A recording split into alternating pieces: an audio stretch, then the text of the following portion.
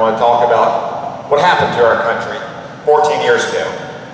Most of you here are old enough to remember that. I know we have a few young people here who can't remember what it was like that day, but most of you can remember. And this morning, as I was packing up, getting ready to come home for the weekend, I was watching on TV, and I saw lots of memorial services. The president on the lawn of the White House having a moment of silence. There was a moment of silence on Capitol Hill, of course at Ground Zero and the Pentagon, and outside Shanksville, Pennsylvania, there were memorial services as well for all the people who had been killed that day. Almost 3,000 people were killed on September 11, 2001. And many of the commentators said this was our darkest day, one of the worst days in the history of our country. And of course it was a very dark day for the United States when we were killed by terrorists from abroad. 3,000 people whose memories are still with their loved ones, still with all of us. But I would actually venture to say it was also one of our brightest days. Because despite the terrorist attacks of those days, we saw a kind of heroism that cannot be replicated anywhere in the world, that is truly emblematic of the American spirit, that reflects who we are as a people and the aspirations to which we all shoot. On that day, there's probably more tales of heroism, of self-sacrifice, of brotherly and sisterly love for one another than on any other day in American history, except maybe D-Day, maybe Iwo Jima, by men and women in New York and Pennsylvania and Washington who weren't even trained to do it. Stories like Michael Judge, who was the chaplain of the fire department of New York, a Catholic priest, who as soon as he heard about the attacks at the World Trade Center, rushed to the scene, encountered Mayor Giuliani, who asked him to pray for all the people who had already lost their lives and probably would lose their lives, as well as to pray for the firefighters and the policemen who were rushing into those buildings to help save the innocent lives. Chaplain Judge went into the Trade Center himself, where he prayed for the wounded, for the firefighters whom he had served for so many years, and gave last rites to some of the Americans who were dying. He himself was killed when the tower collapsed, and debris took him and so many others. He was later carried out by his fellow firefighters in an iconic photograph, the first confirmed casualty of that day, victim number 0001. Rick Rescorla, he was head of corporate security at Morgan Stanley. He himself was a Vietnam veteran and naturalized citizen of the United States from the UK, where he also served in their military. Highly decorated with the Silver Star and the Bronze Star and the Purple Heart.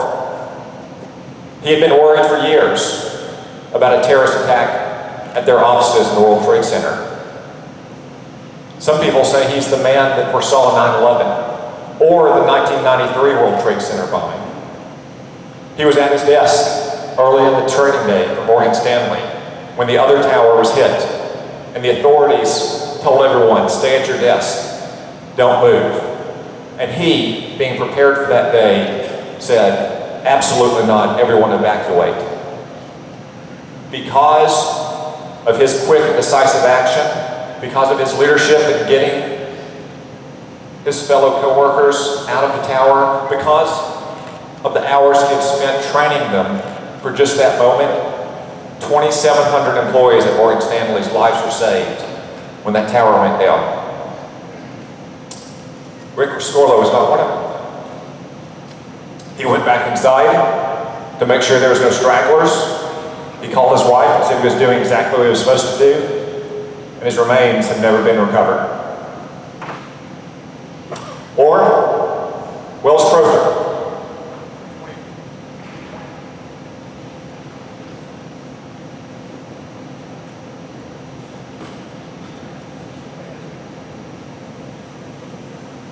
Is this one live? Yeah.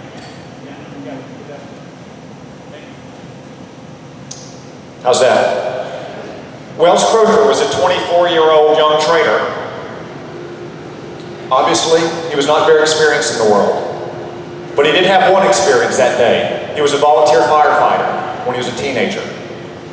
He had trained and been prepared for emergencies.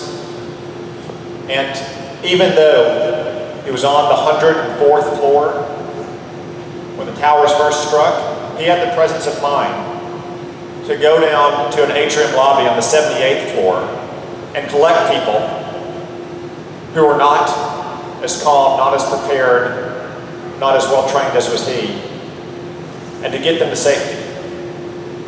For the longest time, he was known as the man in the red bandana. Being a firefighter, on a volunteer basis as a teenager, he knew the danger, the dust and the debris held in the air, and therefore, to protect himself so he could save others, he wrapped a wet bandana around his face, credited with saving at least a dozen lives of people who otherwise might not have gotten out of the towers. Again, he didn't get out of the towers himself. He was last seen trying to get more innocent lives off of the 78th floor atrium. And there's the men and women of Flight 93 who called from the air after their aircraft was hijacked, and they were told by their loved ones that there's been a number of hijackings across the East Coast, and that aircraft have hit the World Trade Center, North Tower and South Tower, and hit the Pentagon as well. We now know that their flight was likely bound for the Capitol or the White House, where it would have killed millions or thousands more Americans. And men on that flight, like Todd Beamer and Tom Burnett, whose widow lives just up the road from us here, took matters in their own hands. They knew that their lives were doomed, but they wouldn't stand by and watch their fellow Americans die as well. The last words that were heard from the passengers on that flight was Todd Beamer saying, "Let's roll," as they stormed the cabin and intentionally crashed that airplane in a field outside Shanksville. And these are just a few stories of the heroism of that day. Normal Americans, men and women, like those of you here in this room, going to work on an ordinary day, but doing extraordinary things for their fellow citizens and for their country. That's why, to me, while this is a sad day, it is a dark day, a day on which we should look back and remember all of those who died and say prayers for them and for their families. It's even more a bright day, a day in which we should all be proud of the love and the heroism and sacrifice that we saw, that we would only see in America. Because in the end, we were attacked on that day for exactly that kind of heroism. For the fact that normal Americans in ordinary times will do extraordinary things to serve their fellow man and in defense of their own freedom. They didn't attack us on 9/11 because of what we do. They attacked us because of who we are. We are freedom's home and we are freedom's defender. We are a country where every man and woman has a chance to live a dignified life in independence, in freedom, in self-reliance, with religious and civil liberty. That's why we were attacked on that day. Not for anything we had done just in the past decade, liberating a Muslim country, Kuwait, from a dictator who invaded with no provocation and threatened the entire world's oil supply and therefore the entire world's economy. Or using our economic might and military resources to feed millions of Muslims who were famished in East Africa. Or stopping a genocide in the heart of Europe of Muslims on something that had not, on a scale not seen in Europe since World War II.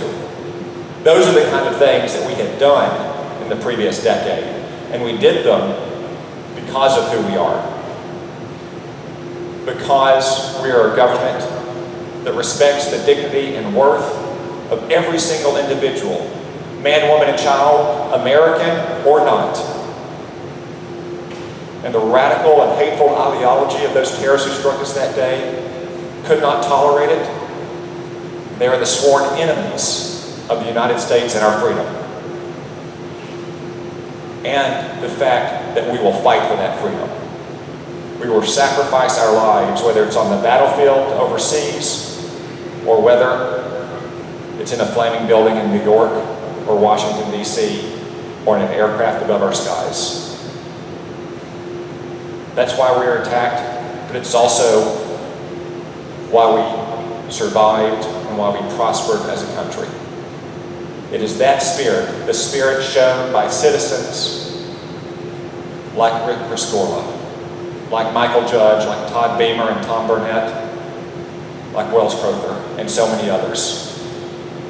And it's that spirit that's also that day, which will see us through every single day, as long as we have the courage of our convictions and the faith of our fathers on which this country is founded.